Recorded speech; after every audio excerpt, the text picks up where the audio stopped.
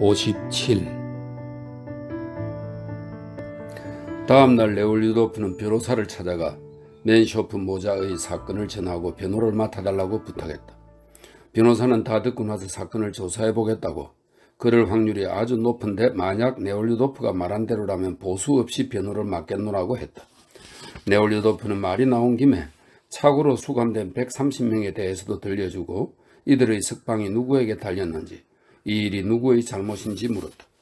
변호사는 정확한 답변을 하고 싶은 듯 잠시 침묵했다. 누구의 잘못이냐고요? 아무의 잘못도 아닙니다. 그가 단호하게 말했다. 검사에게 말해보세요. 검사는 현 지사의 잘못이라고 말할 겁니다. 현 지사에게 말하면 검사의 잘못이라고 할걸요. 잘못한 사람은 아무도 없는 거죠. 당장 마슬레니코프에게 가서 말하겠습니다. 글쎄요, 그래봤자 소용없을 겁니다. 변호사가 빙긋 웃으며 반박했다. 그 작자는 혹시 그 사람이 친척이나 친구는 아니겠죠?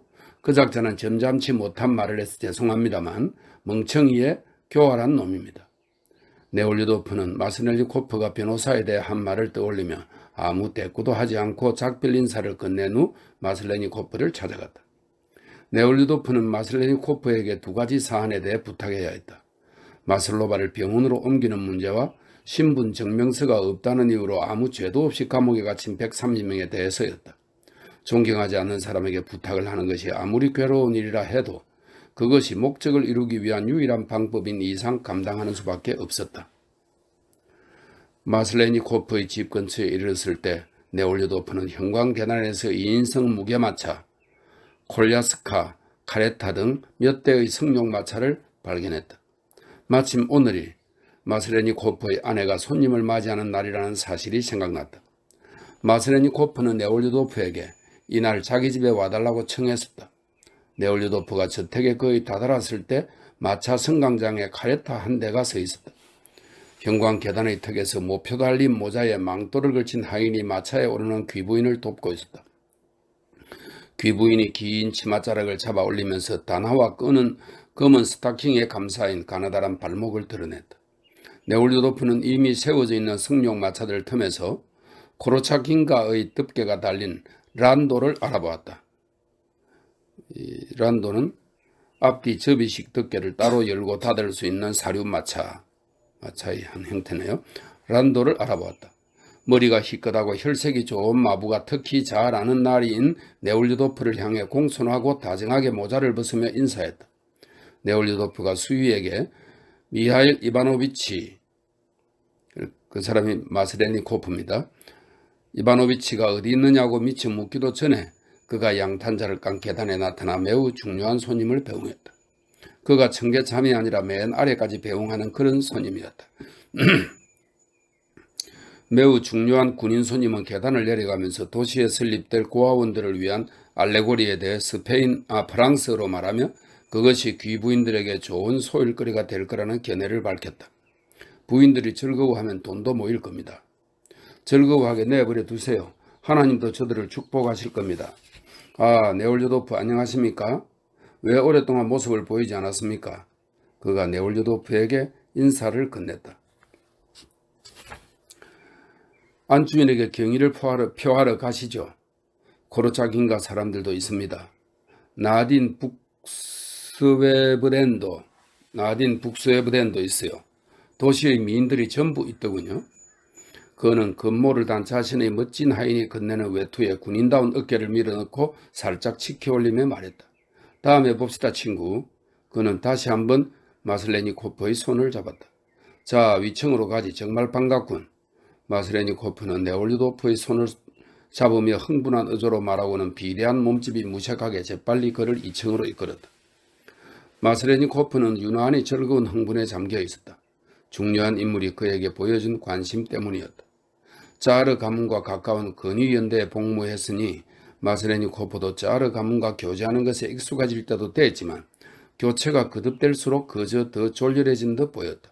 그리고 그런 온갖 관심은 주인이 사람을 잘 따르는 개를 어루만지고 토닥거리고 귀를 끌어준 후에 그 개가 빠져드는 것과 똑같은 황홀경으로 마슬레니코프를 이끌었다.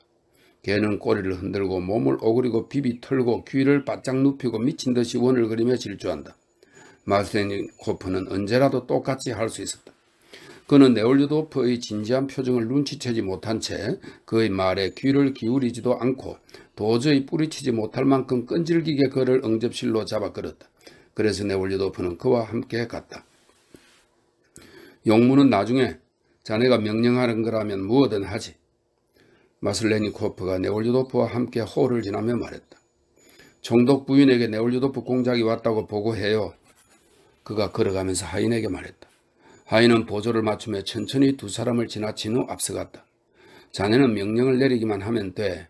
하지만 꼭 아내를 만나줘. 지난번에 자네를 데려오지 않았다고 내가 얼마나 잔소리를 들었는지 몰라. 두 사람이 응접실에 들어섰을 때는 하인이 이미 보고를 마친 뒤였다. 스스로를 총독 부인이라고 칭하는 부지사 부인 안나 이그나치예느바가 소파 옆에서 그녀를 에워싸고 있는 모자와 머리들 사이로 네올류도프를 향해 환한 미소를 지으며 고개를 끄덕였다. 응접실의 맞은편 끝에 놓인 다탁 옆에 귀족 부인들이 앉고 문관과 무관들이 서 있었다. 그칠 새 없이 수련대에는 남녀의 목소리들이 들려왔다. 드디어 보내요. 정말이지 왜 우리를 보러 오지 않는 거예요? 우리 때문에 기분 상하는 일이라도 있었어요? 한 번도 그런 적이 없는데도 네올류도프와 친밀한 관계로 여겨질 만한 말로 안나 이그나치예브나가 응접실에 들어오는 사람을 맞이했다. 서로 아는 사이던가요? 아는 사이예요? 이분은 마담 벨яб스카야. 이분은 미하일 이베노비치 체르노프예요. 좀 더 가까이 앉아요. 미시, 우리 탁자로 와요. 차를 이쪽으로 가져오게 할 테니. 그리고 당신은... 그녀는 미시와 이야기를 나누던 장교를 돌아봤다. 이름을 잊은 게 분명했다. 이쪽으로 와요, 공작. 차를 들겠어요? 절대로 동의할 수 없어요. 그녀는 전혀 사랑하지 않은 거예요. 여자 목소리가 말했다. 비록 그를 좋아한 거죠? 늘 황당한 농담만 하는군요. 높다란 모자를 쓴 다른 귀부인이 실크와 금과 보석을 반짝이면서 소리내어 웃으며 끼어들었다.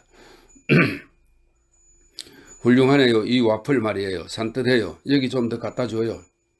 어때요? 곧 떠나나요? 네, 오늘이 마지막 날입니다. 우리가 여기 온 것도 그 때문입니다. 정말 아름다운 봄이에요. 지금 시골은 아주 멋지죠. 모자의 가느다란 허리를 구김 하나 없이 감싼 검은 줄무늬 드레스 차림의 미시는 무척 아름다웠다. 마치 그 옷을 입고 태어난 것 같았다. 네올류도프를 보자 그녀의 얼굴이 붉어졌다. 이미 떠난 줄 알았어요. 그녀가 그에게 말했다. 거의 떠날 뻔했죠. 네올류도프가 말했다. 일 때문에 연기했습니다. 여기에도 용무 때문에 온 겁니다. 엄마에게 들려줘요. 당신을 무척 보고 싶어 하세요. 그녀가 말했다. 자신이 거짓말을 했고 그도 이것을 안다고 느끼자 얼굴이 한층 더 붉어졌다. 아무래도 짬이 나지 않을 것 같습니다.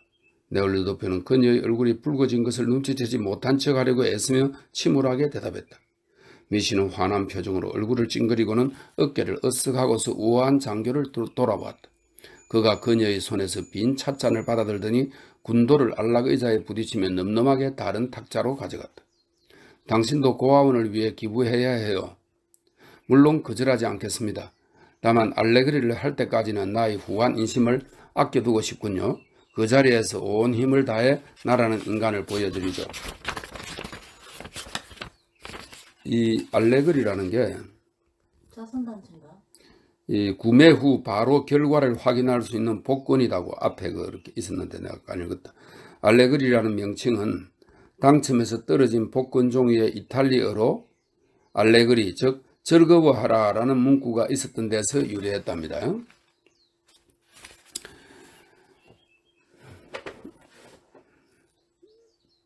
다만 알레그리를 할 때까지는 나의 후한 인심을 아껴두고 싶군요. 그 자리에서 온 힘을 다해 나라는 인간을 보여드리죠.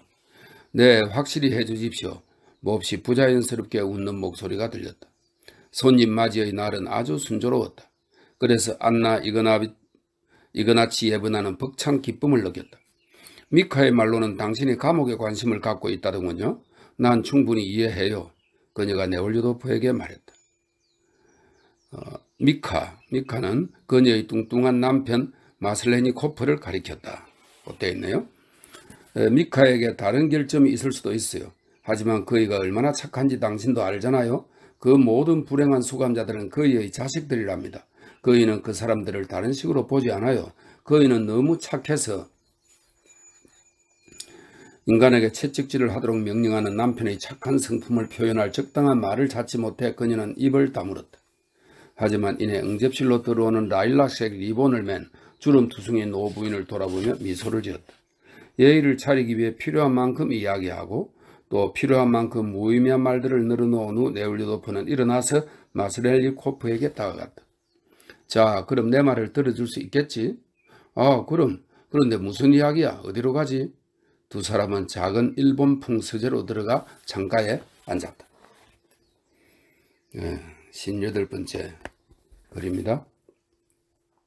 자, 무슨 일이든 말해봐. 담배를 피우리나?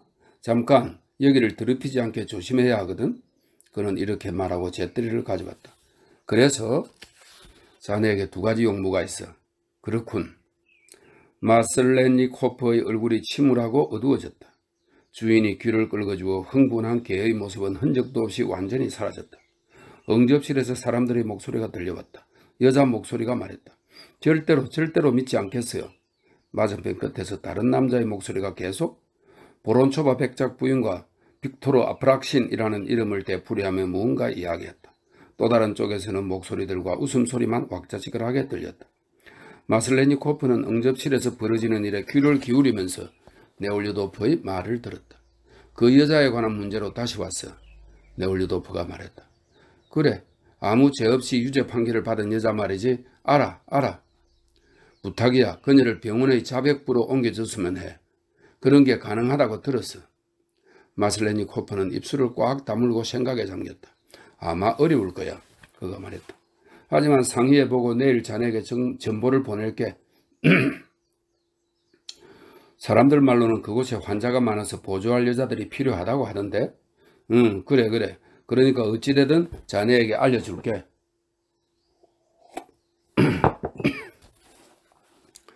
부탁해.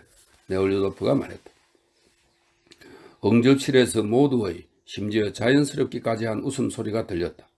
또 빅토르군. 마슬레니코프가 빙그레 웃으며 말했다. 기분이 좋을 때면 놀라울 정도로 재치 있단 말이야. 한 가지 더 있어. 네올리도프가 말했다. 지금 감옥에 단지 신분 증명서의 기한이 지났다는 이유로 130명이 갇혀 있어. 이곳에 한 달이나 구금됐다던데. 그리고 그들이 구금된 이유를 이야기했다. 어떻게 이 일을 알게 된 거지? 마슬레니코프가 물었다. 얼굴에 갑자기 불안과 불만이 떠올랐다. 어느 피고를 보러 갔는데 복도에서 그 사람들이 나를 에워싸고 부탁하더군. 어느 피고를 보러 갔는데? 죄도 짓지 않았는데 기소된 농민이야. 내가 그 사람에게 변호사를 붙였어. 하지만 문제는 그게 아니야. 정말 아무 죄도 저지르지 않은 그 사람들이 신분증명서 기한이 지나갔던 이유로 감옥 안에 갇혀 있다는 게. 그건 검사의 일이야. 마슬레니코프가 화를 내며 네올리도프의 말을 가로막았다. 자네는 말하지.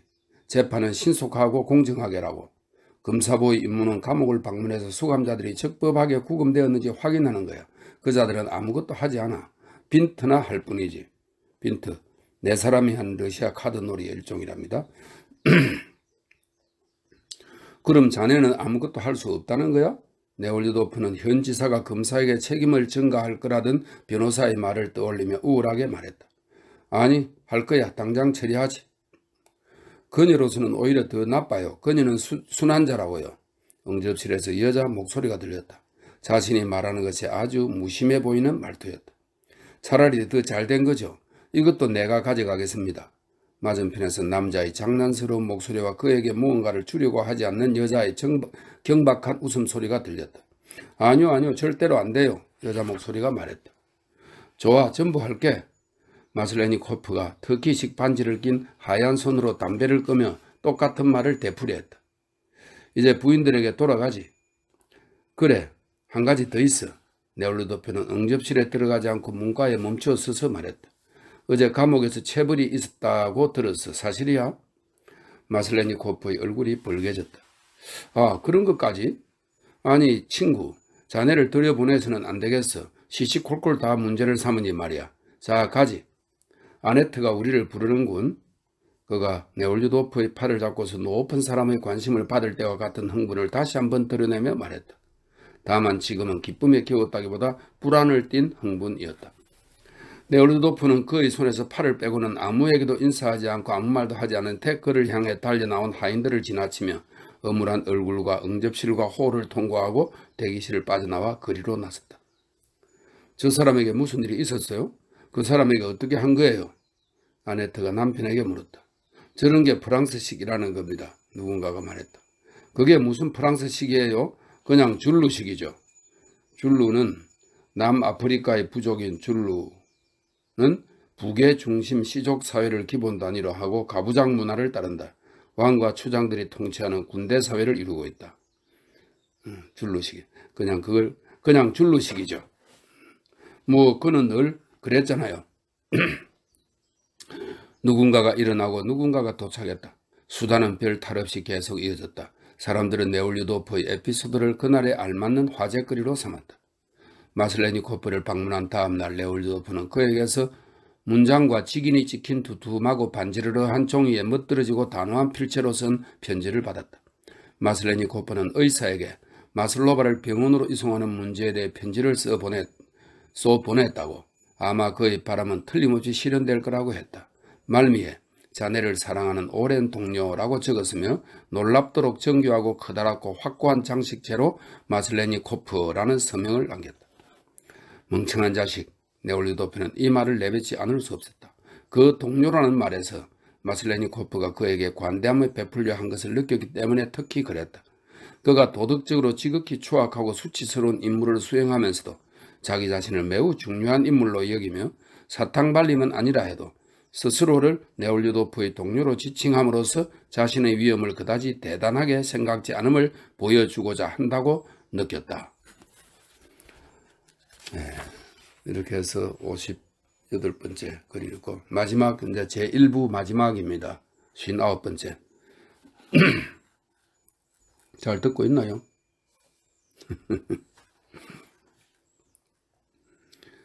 가장 널리 퍼진 흔한 미신들 가운데 하나는 사람이 저마다 자기만의 일정한 기질을 지녀서 착한 사람, 나쁜 사람, 똑똑한 사람, 어리석은 사람, 열정적인 사람, 무심한 사람이 있다는 것이다.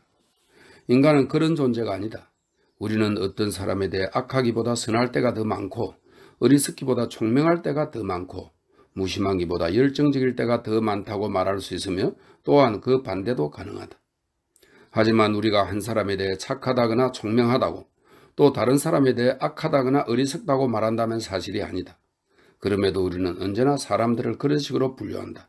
그리고 그것은 옳지 않다. 인간은 강과 같다. 어디에 있던 물은 똑같이 변함없다. 그러나 어느 강이나 좁고 빨라졌다가 다시 넓어지기도 한다. 잔잔해지고 깨끗해지고 차가워지고 탁해지고 따뜻해진다. 인간도 그렇다. 어떤 사람은 인간이 가질 수 있는 모든 성질의 싹을 자기 안에 품고 있다가 때로는 어떤 성질을, 때로는 저런 성질을 발현하며 여전히 같은 사람이면서 종종 본래 모습과 완전히 달라지기도 한다.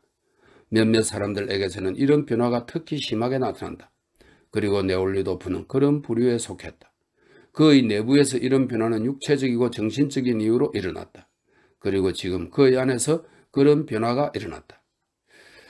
근데 이 부분이 내가 전에 어디 사진을 찾아보니까 이 부활에서 가장 명문장이다 이렇게 되어 있는 게 여기 나오네요. 다시 한번 읽어볼게요. 짧습니다. 인간은 강과 같다. 어디에 있던 물은 똑같고 변함없다. 그러나 어느 강이나 좁고 빨라졌다가 다시 넓어지기도 한다. 잔잔해지고 깨끗해지고 차가워지고 탁해지고 따뜻해진다. 인간도 그렇다. 어떤 사람은 인간이 가질 수 있는 모든 성질의 싹을 자기 안에 품고 있다가 때로는 이런 성질을, 때로는 저런 성질을 발견하며 여전히 같은 사람이면서 종종 본래 모습과 완전히 달라지기도 한다. 몇몇 사람들에게서는 이런 변화가 특히 심하게 나타난다. 그리고 네올리도프는 그런 부류에 속했다. 그의 내부에서 이런 변화는 육체적이고 정신적인 이유로 일어났다. 그리고 지금 그의 안에서 그런 변화가 일어났다. 재판 후 또 카츄샤와 첫 면회를 하고 난 후 그가 경험한 익숙한 감정과 새로 태어난 듯한 기쁨은 완전히 사라졌으며 최근에 면회한 뒤로는 두려움, 심지어 그녀에 대한 혐오가 그 감정들을 대신했다. 그는 그녀를 버리지 않을 거라고, 그녀가 원하기만 하면 그녀와 결혼하려던 결심을 바꾸지 않겠다고 다짐했다. 하지만 그것은 그에게 힘들고 괴로운 일이었다. 마슬레니 코프를 방문한 다음 날, 그는 그녀를 만나기 위해 다시 감옥으로 갔다. 소장이 면회를 허락했지만 장소는 사무실이나 변호사실이 아니라 여자 면회실이었다. 성품이 선량한 소장도 네올류도프에게 예전보다 소극적인 태도를 보였다. 마슬레니 코프와 나눈 대화가 이 면회자를 매우 경계하라는 지시로 이어진 듯 했다. 만나도 됩니다. 그가 말했다. 다만 돈에 대해서라면 부디 제가 부탁드린 대로, 그리고 마슬로바를 병원으로 이송하는 문제에 대해서라면 각하께서 서한에 쓰신 대로 그렇게 될 겁니다. 의사도 동의했고요. 다만 마슬로바 본인이 원하지 않습니다. 내가 더러운 놈들을 위해 변기통을 꼭 비워야 하나 라더군요. 그가 이렇게 덧붙였다. 네올류도프는 아무 대답도 하지 않고 면회를 하게 해달라고 청했다. 소장이 간수를 보냈고 네올류도프는 그를 뒤따라 비어있는 여자 면회실로 들어갔다. 마슬로바는 이미 그곳에 있다가 격자 쇠창살 안쪽에서 조용하고 소심한 모습으로 나왔다. 그녀는 네올류도프에게 가까이 다가와 그를 외면한 채 조용히 말했다. 용서하세요, 드미트리 이바노비치. 그제는 말이 너무 심했어요. 나에게 당신을 용서하라니 당치도 않은. 네올류도프가 입을 열었다. 하지만 어쨌든 저를 내버려 두세요. 그녀가 덧붙였다. 그녀가 쳐다볼 때 네올류도프는 사시가 심한 그 눈동자에서 또 긴장과 적의가 서린 표정을 읽었다. 왜 내가 당신을 내버려 두어야 합니까? 그냥 그렇게 해주세요. 왜 그래야 하죠? 그녀는 다시 적의에 찬 똑같은 눈길로 그를 쳐다보았다. 그에게는 그렇게 보였다. 뭐 좋아요. 그녀가 말했다. 저를 내버려 두세요. 분명히 말할 거예요. 못하겠어요. 그냥 내버려 두세요. 그녀는 떨리는 입술로 말하고 입을 다물었다. 진심이에요. 차라리 목을 매달고 죽는 게 낫겠어요. 네올류도프는 그녀의 이 거절에 그를 향한 정오와 용서되지 않는 모욕이 있지만 무언가 다른 것, 즉 선하고 소중한 무언가도 있음을 느꼈다. 자신이 전에 한 거절을 완전히 평온한 상태에서 다시 입에 올리는 모습이 그의 마음속에서 즉시 모든 의심을 날려버렸으며 그를 이전의 진지하고 엄숙하고 감동에 젖은 상태로 되돌려 놓았다. 카츄샤, 전에 말했던 대로 똑같이 말하겠어. 그가 유난히 진지하게 말했다. 나와 결혼해줘. 만약 네가 원하지 않는다면, 그리고 네가 원하지 않는 한 나는 예전처럼 늘 따라다닐 거야. 네가 끌려가는 곳으로 나도 가겠어. 그건 당신 문제예요. 전 더 이상 말하지 않겠어요. 그녀가 말했다. 다시 그녀의 입술이 바르르 떨렸다. 그 역시 더는 말할 수 없을 것 같아 입을 다물었다. 난 지금 영지에 들렀다가 베테르부르크로 떠날 겁니다. 그는 마침내 마음을 추스르고 말했다. 당신, 아니 우리 문제를 위해서 최선을 다하겠습니다. 별일 없으면 판결은 파기될 겁니다. 파기되지 않아도 상관없어요. 전 이 일이 아니라 다른 일 때문에라도 그런 벌을 받을 만하니까요. 그녀가 말했다. 그는 그녀가 눈물을 참기 위해서 얼마나 안간힘을 쓰는지 보았다. 참 어떻게 됐어요? 맨 셔프를 만나셨어요? 그녀가 흥분을 감추기 위해 갑자기 물었다. 그 사람들이 죄가 없는 게 맞죠? 네, 그렇게 생각합니다. 정말 대단한 할머니예요. 그녀가 말했다. 그는 맨셔프로부터 알게 된 사실을 전부 이야기하고 그녀에게 필요한 건 없는지 물었다. 그녀는 아무것도 필요하지 않다고 대답했다. 그들은 다시 침묵했다.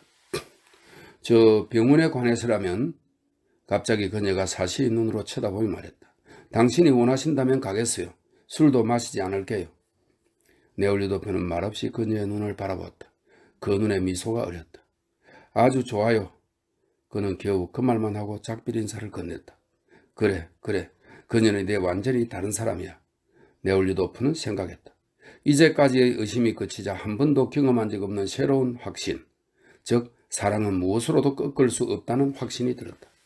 그 면회를 마치고 악취나는 감방으로 돌아온 마슬로바는 할라트를 벗고 침상의 자기 자리에 앉아 무릎 위에 두 손을 떨구었다. 감방에는 젖먹이가 딸린 블라지미르 출신의 폐병 환자 맨쇼파노파, 두 아이를 데리고 있는 그늘목지기 아내뿐이었다. 하급 사제에 따른 어제 정신병을 진단받고 병원으로 보내졌다. 나머지 여자들은 다들 빨래를 하는 중이었다. 노파는 침사형에 누워 자고 있었다. 아이들은 복도에 있었고 복도로 난 문이 열려 있었다. 아이를 품에 안은 블라지미르 여자와 빠른 손놀림으로 쉴 새 없이 긴 양말을 뜨는 그늘목지기 아내가 마슬로바에게 다가왔다. 어때? 만났어? 그들이 물었다. 마슬로바는 아무 대꾸도 하지 않고 바닥에 닿지 않는 두 다리를 흔들면서 높다란 침상에 앉아 있었다. 왜 훌쩍거려? 그늘목지기 아내가 말했다. 무엇보다 낙심하면 안 돼. 얘 카츄샤 기운내. 그녀가 손가락을 재빨리 놀리면서 말했다.